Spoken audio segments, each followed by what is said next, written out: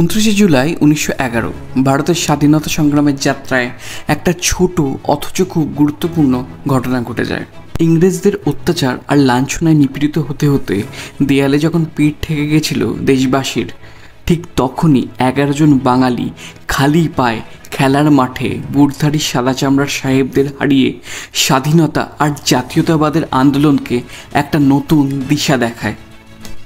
1911 শিল জয়ের তাৎপর্য বুঝতে হলে আমাদের পিছিয়ে আসতে হবে 6 বছর।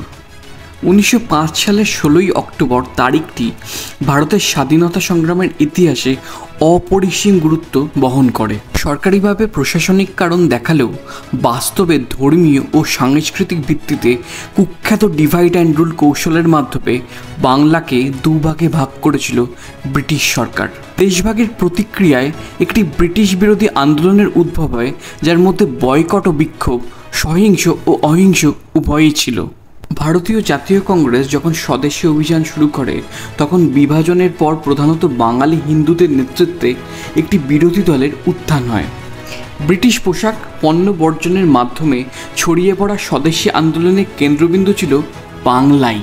গদ্য ও পদ্যর মাধ্যমে দেশবাসীর মধ্যে ব্রিটিশ বিরোধী মনোভাব গড়ে তোলা, অসহযোগিতা থেকে প্রয়োজনে সহিংস সংঘবদ্ধ আক্রমণ। বিপ্লবীরা দেশমাতৃকার মুক্তির চেষ্টায় ত্রুটি রাখেননি। প্রধানত ক্ষুদিরাম বসুর ফাঁসি প্রত্যেক বাঙালির হৃদয়ে ছুরিকাঘাত করেছিল। দিন দিন বৃদ্ধি পাচ্ছিল অসন্তোষ, বিরক্তি ও ক্ষোভ। ব্রিটিশ বিরোধী আন্দোলনের খুব কম সংখ্যক মানুষই দূর থেকে বুঝতে পেরেছিলেন যে চামড়ার বলে লাথি মারার সাথে জড়িত একটি খেলা আসলে ব্রিটিশ মুকুটের বিরুদ্ধে সবচেয়ে বড় কূটনৈতিক জয়ের দিকে তাদের নিয়ে যেতে পারে। তাই শতাব্দীর শুরুতে মোহনবাগান আর 5টা ময়দানের ক্লাবের মতো নম্র দৃঢ়প্রতিজ্ঞ সদস্যদের অন্তর্ভুক্ত একটা অ্যাথলেটিক ক্লাব ছিল মাত্র। প্রথম 2 দশকে মোহনবাগানের উত্থান তৎকালীন ফুটবল উৎসাহীদের প্রশংসা কুড়িয়েছিল ঠিকই, কিন্তু বুটধারী ইংরেজদের সামনে ছলে বলে কৌশলে খালি পায়ের বাঙালিরা টক্কর দেবে সেই আশা খুব একটা কেউ রাখেনি। প্রথম খণ্ড, শিবদাসের দল। অধিনায়ক শিবদাস ভাদুড়ী নিঃসন্দেহে দলের সেরা খেলোয়াড় ছিলেন। বেশিরভাগ ক্ষেত্রেই লেফট আউট হিসেবে খেলতেন তিনি। তার ড্রিবলিং ছিল অবিশ্বাস্য। অসাধারণ ছিল তার বল কন্ট্রোল। তার কৌশল এবং কাটিংগুলো সেই সময়ের সেরা ডিফেন্ডারদের নাজেহাল করে ছাড়ত। শিল্ড জয়ের পর কাহিনীর প্রধান কাণ্ডারি শিবদাস ভাদুড়ী জাতির জনক হয়ে উঠেছিলেন। শিবদাস ছিলেন পারফরমেন্সে বিশ্বাসী। কোনো খেলোয়াড় খারাপ খেললে তিনি দল থেকে বাদ পড়তেন এবং তাকে আবার নতুন করে প্রমাণ করতে হতো। এই বিশ্বাস থেকে রেহাই পায়নি তার নিজের 2 দাদাও। শক্তিশালী দল গঠনের ক্ষেত্রে কোনো আপোষ রাখেননি অধিনায়ক শিবদাস। দল গঠনের ক্ষেত্রে তার সমস্ত সিদ্ধান্তকে পূর্ণ সমর্থন করতেন শৈলেন্দ্রনাথ বসু। তিনি বুঝেছিলেন যে শিবদাসই অধিনায়ক হিসেবে সঠিক দল গড়ার ক্ষেত্রে যোগ্যতম ব্যক্তি। অনেক পরিবর্তনের মাধ্যমে শিবদাস এবং শৈলেনবাবু শিল্ডের জন্য চূড়ান্ত দলটি তৈরি করছিলেন। দলটি ছিল এইরূপ: হীরালাল মুখার্জি গোলরক্ষক, Bhuti Shukul right back, reverend Sudhir Chatterjee left back, Nilmadhab Bhattacharya left half, Manmohan Mukherjee right half, Rajen Sengupta centre half, Jatindranath Kanu Roy right out, Habul Sarkar right in, Shibdas Bhaduri left in, Bijoy Das Bhaduri left out এবং অভিলাষ ঘোষ স্ট্রাইকার। দ্বিতীয় খণ্ড, 10 মিলে শুরু।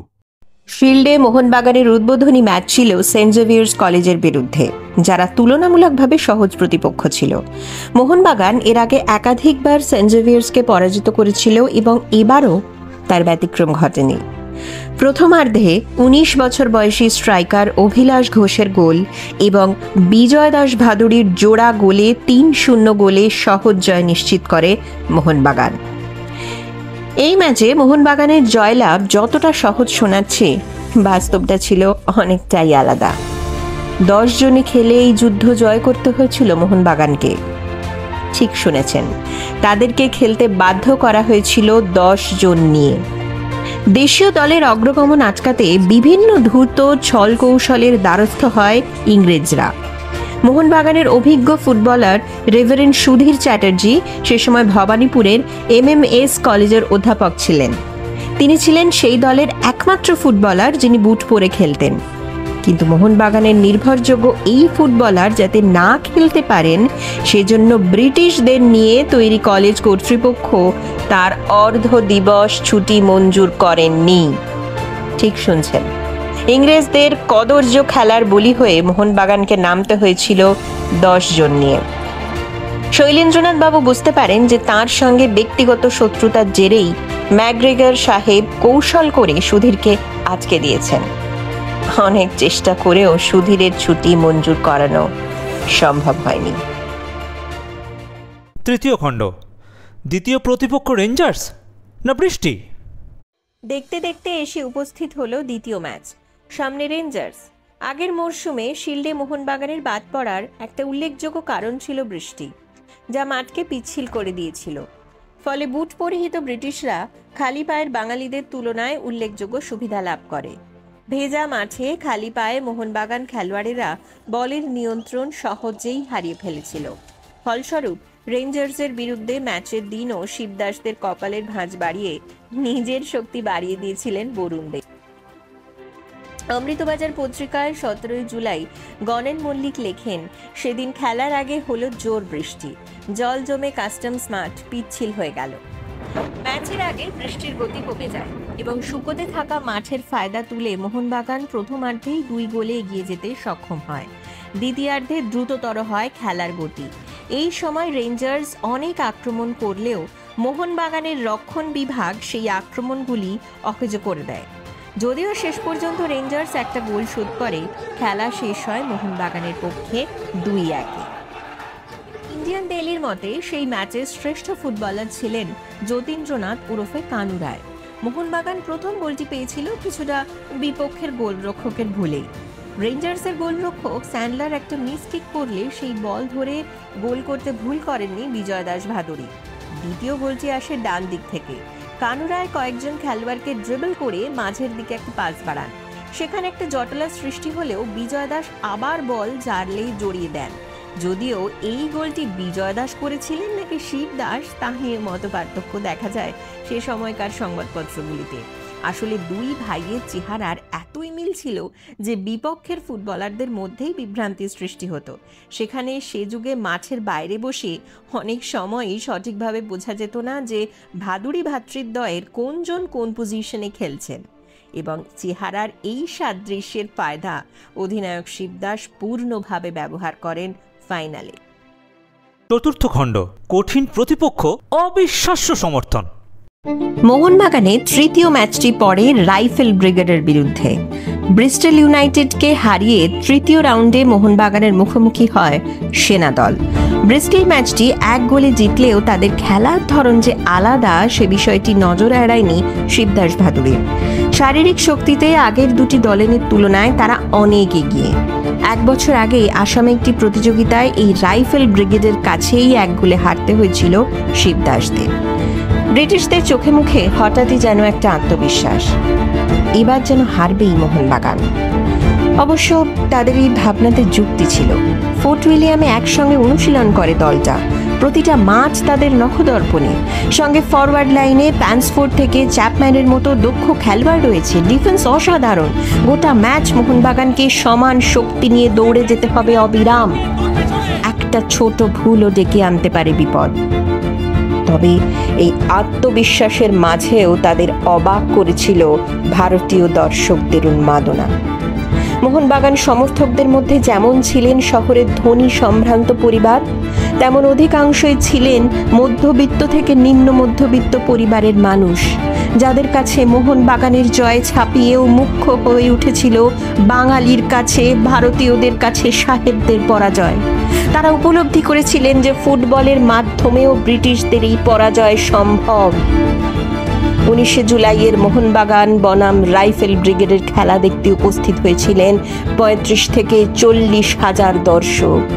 একটা বিশ্বাসের আবরণে নিজেদেরকে মুড়ে তারা প্রস্তুত হয়েছিলেন অভিলাষ শিবদাসদের জন্য গলা ফাটাতে। ম্যাচের দিন বৃষ্টি না হলেও মাঠ পুরোপুরি শুকনো ছিল না। তবে মোহনবাগান বৃষ্টির অভিশাপ কাটিয়ে এসেছে গত ম্যাচে চলেছিল হাড্ডাহাড্ডি লড়াই। দু দলই অসংখ্য বার গোলের সুযোগ তৈরি করেও নষ্ট করে। রাইফেল ব্রিগেডের আক্রমণের সামনে বারবার হীরালাল মুখার্জি প্রাচীর হয়ে প্রকট হচ্ছিলেন। আক্রমণ প্রতি আক্রমণ নির্ভর ম্যাচে একবার শিবদাস, পরক্ষণেই প্যান্সফোর্ড নিজেদের ফুটবল শৈলী দিয়ে মাতিয়ে রাখলেন দর্শকদের। তবে ডেডলক ভাঙছিল না কিছুতেই। ম্যাচের শেষ 10 মিনিটে প্রবেশ করলেও গোলের দেখা নেই। তবে শেষ হাসি হাসে মোহনবাগান ভাদুড়ি ভ্রাতৃদ্বয়ের হাত ধরে। 20 জুলাই ইন্ডিয়ান ডেইলি থেকে গোলটি সম্পর্কে পৃথক একটি বর্ণনাও পাওয়া যায়। মোহনবাগানের পুরোভাগের একটি চমকপ্রদ সম্মিলিত আক্রমণ থেকে শিবদাসের কাছে বল এলো বিজয় দাসের কাছে। প্রশংসনীয় নৈপুণ্যের পরিচয় দিয়ে সৈনিক দলের দুই ব্যাগ ম্যারেন আর ক্লার্কের মাঝখান দিয়ে বিদ্যুৎ বেগে এগিয়ে গেলেন বিজয় দাস। বিপদ বুঝে নটনও গোল ছেড়ে এগিয়ে গেলেন, কিন্তু বিজয় দাসের শটে তিনি সম্পূর্ণ প্রতারিত হলেন। হাজার হাজার কণ্ঠের দীর্ঘ চিৎকারে ঘোষিত হলো, গোল করেছে মোহনবাগান। পঞ্চম খণ্ড, শারীরিক শক্তি বনাম তীক্ষ্ণ ফুটবল বোধ। সেমিফাইনালের প্রতিষ্ঠিত মিডলসেক্স ছিল শারীরিক দিক দিয়ে প্রতিযোগিতার সবচেয়ে শক্তিশালী দল। তাদের প্রধান খেলোয়াড় গোলরক্ষক পিগট আগের মরশুমে 9টি পেনাল্টি সেভ করেছিলেন। শিবদাস বুঝেছিলেন যে শারীরিক শক্তিতে তাঁরাই দলের সঙ্গে পারবেন না, তাই তিনি খেলোয়াড়দের শারীরিক সংঘর্ষ এড়িয়ে চলার নির্দেশ দেন এবং মিডলসেক্সকে তাঁরা খেলতে দেবেন এবং নিজেরা প্রতি আক্রমণের ওপর ভরসা রাখবেন। সুযোগ বুঝে পায়ে বল বেশিক্ষণ না রেখে ছোট ছোট পাস খেলে দ্রুত আক্রমণে উঠবেন। 24 জুলাই সন্ধ্যায় প্রত্যাশিতভাবেই দর্শকদের উপস্থিতি আরও বেশি ছিল। যদিও সেদিন খেলাটি 1-1 গোলে শেষ হলে রিপ্লে ম্যাচের সিদ্ধান্ত নেওয়া হয়। শুরুতেই এগিয়ে যায় মিডলসেক্স। হীরালালের ডাবল সেভের পরে তৃতীয়বার বল এলে শট বাঁচানোর চেষ্টা করার সময় তিনি পিছলে যান। বলটিকে গোল লাইনের ঠিক পাশে ধরে ফেলেন।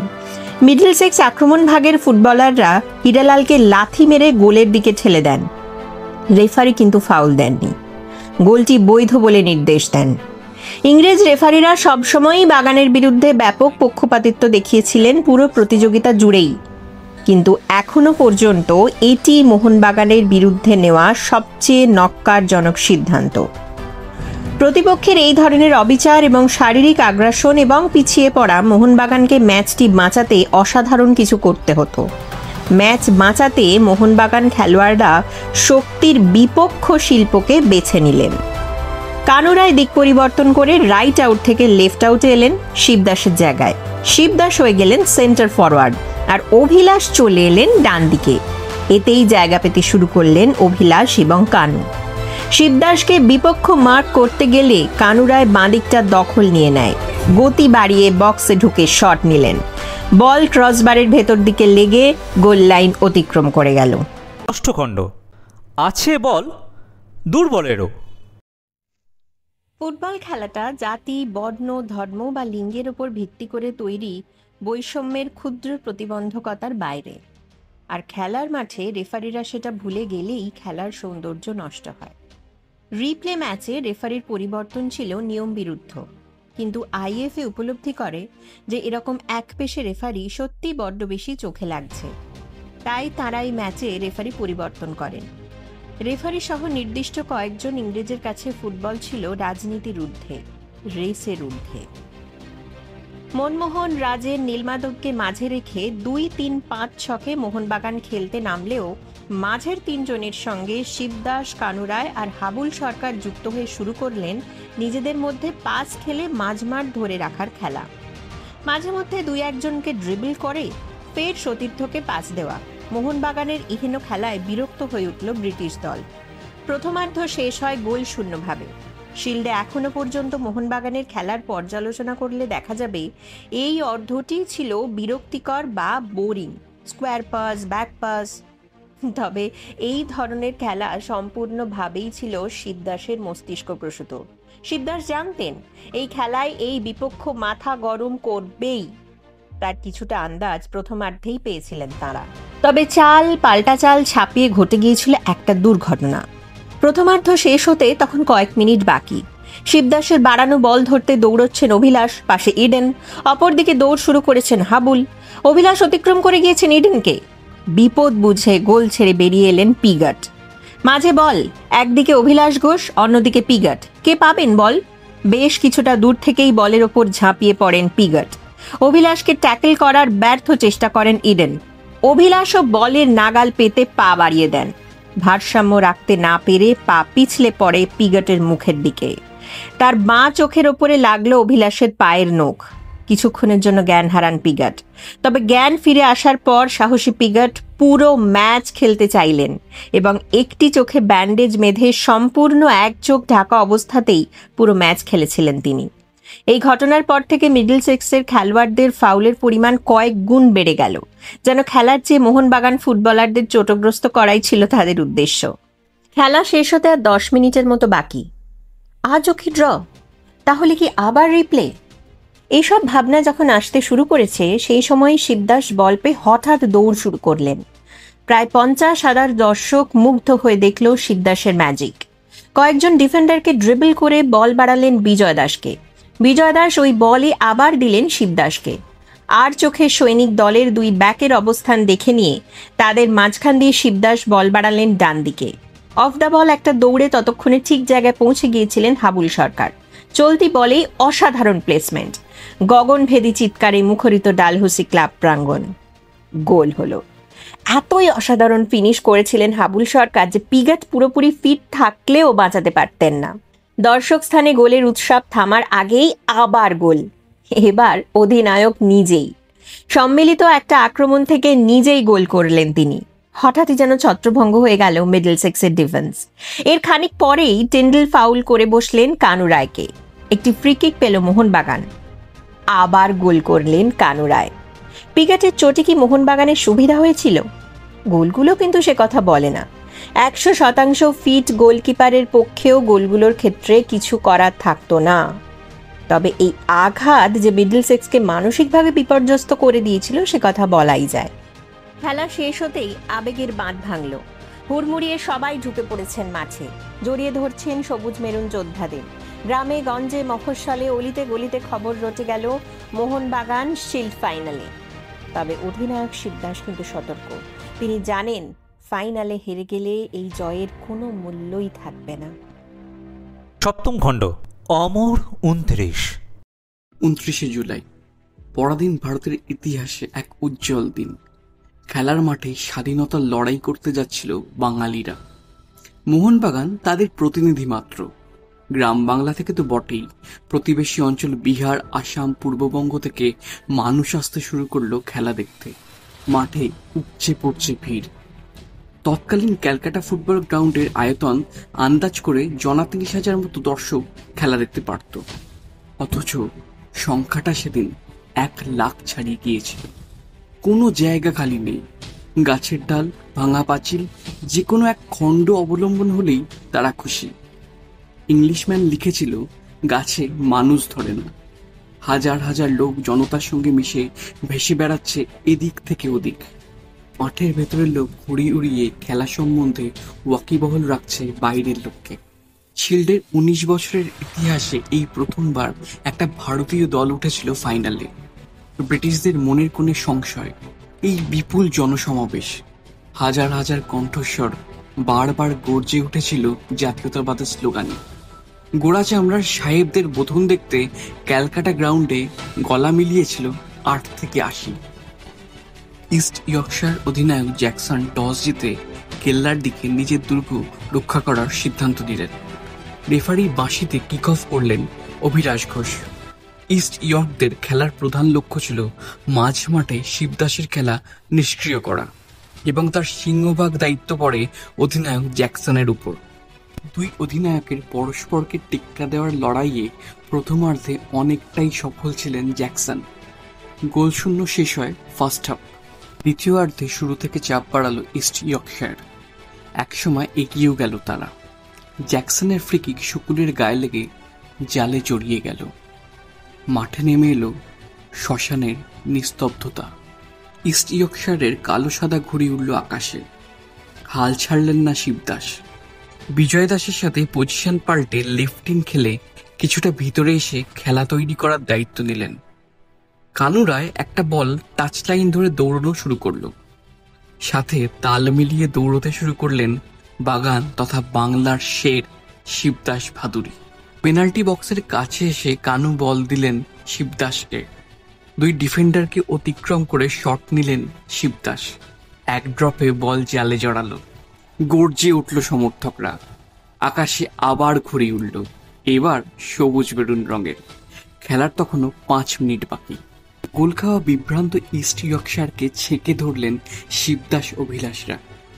যোগ্য অধিনায়কের মতো নেতৃত্ব দিয়ে জয়সূচক গোলের রাস্তা তৈরি করলেন শিবদাস। তীক্ষ্ণ ড্রিবল করে ডচ করলেন কিছুজনকে, তারপর বল বাড়ালেন অভিলাষ ঘোষকে। চলন্ত বলে শট মারলেন কালো দৈত্য নামে পরিচিত অভিলাষ। গোলকিপার ক্রেসিকে বল অতিক্রম করে জালে জড়াতেই ম্যাচের ভাগ্য নির্ধারণ হয়ে গেল। দর্শকদের গগনভেদী চিৎকারের মাঝে রেফারি পুলার শেষ বাঁশি বাজালো। উচ্ছ্বসিত জনতা মাঠে নেমে এলো। কানে তালা ধরে গেল বিজয় দাসের। তিনি ভাইকে জড়িয়ে ধরে থাকলেন বেশ কয়েকটা সেকেন্ড। তিনি জানেন তাদের মা অঘোরা সুন্দরী আর বল খেলা নিয়ে কোনো আপত্তি করবে না কোনোদিন।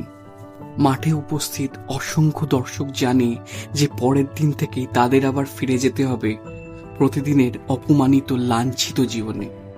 কিন্তু তাও যেন কিছু একটা আলাদা থাকবেই। ভিড়ের মাঝে হঠাৎ শিবদাস ভাদুড়ী খেয়াল করলেন মেজর শৈলেন্দ্র বসুর চোখে জল। মেজর শৈলেন বসু কাঁদেন? হ্যাঁ, তিনি আজ আনন্দে কাঁদছেন, স্বাধীনতার আনন্দে, মুক্তির আনন্দে।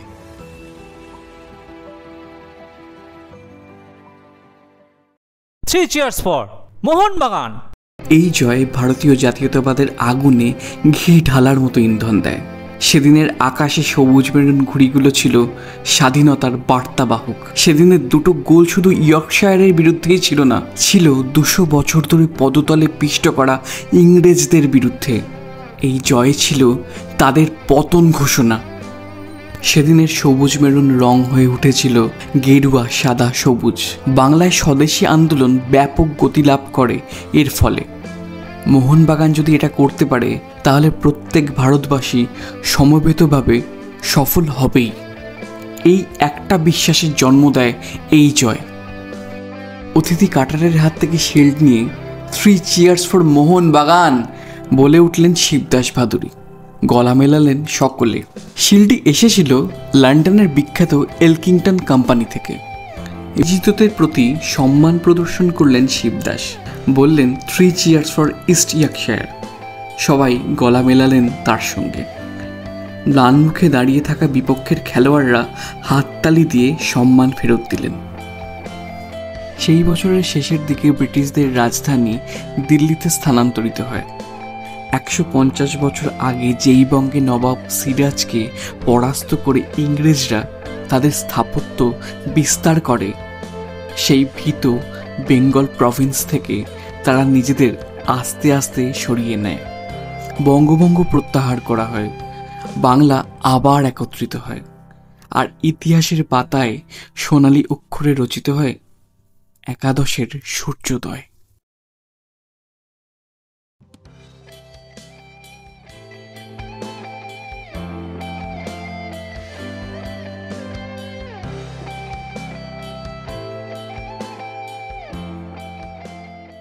ভিডিওটা ভালো লেগে থাকলে অবশ্যই লাইক করে দেবেন আর সবার সাথে শেয়ার করবেন, এবং মোহনবাগান সংক্রান্ত যাবতীয় খবরের আপ টু ডেট থাকতে চাইলে চ্যানেলটাকে অবশ্যই সাবস্ক্রাইব করবেন। আমাদের সোশ্যাল মিডিয়ার চ্যানেলের লিংক ডেসক্রিপশন বক্সে দেওয়া আছে। ধন্যবাদ।